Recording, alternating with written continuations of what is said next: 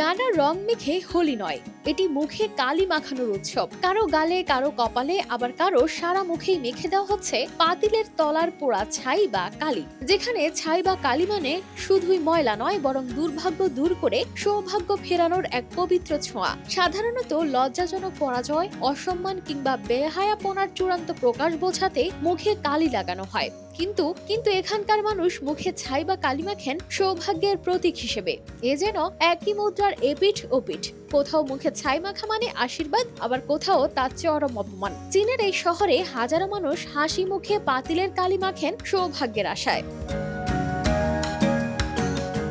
Yunnan প্রদেশের মোজিয়াং শহরে প্রতি বছর অনুষ্ঠিত হয় হানি ব্ল্যাকফেস ফেস্টিভ্যাল। এদিন হাজার হাজার মানুষ রাস্তায় বের হন, হাতে থাকে পাতিলের কালি বা ছাই, যেটাকে বলা হয় পট স্মোক। কেউ দৌড়ে এসে মুখে লাগিয়ে দেন, কেউ দল বেঁধে চারপাশে ঘুরে ঘুরে ছাই মাখান। লিলি হালাল বিউটি সোপ, বিএসটিআই কর্তৃক সনদপ্রাপ্ত দেশের প্রথম হালাল বিউটি সোপ, দীপ্তিময় উজ্জ্বল ত্বকের জন্য।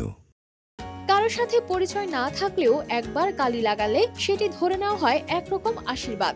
অনেকেই এই উৎসবে অংশ নিতে আসেন দূর দূরান্ত থেকে। কেউ প্রথমবার এসে এত ভালোবাসা পেয়ে অবাক হন। তাদের ভাষায় এখানে মানুষ খুবই অতিথি পরায়ণ। ছাই বা কালি মুখে মাখিয়ে দেন, অথচ মনে হয় যেন প্রাচীন কোনো আচার মানছে সবাই। কেউ কেউ আবার বলেন, অচেনা মানুষ যখন মুখে কালি লাগায় তখন তাদের মনে হয় তাদের ভাগ্য ফিরছে।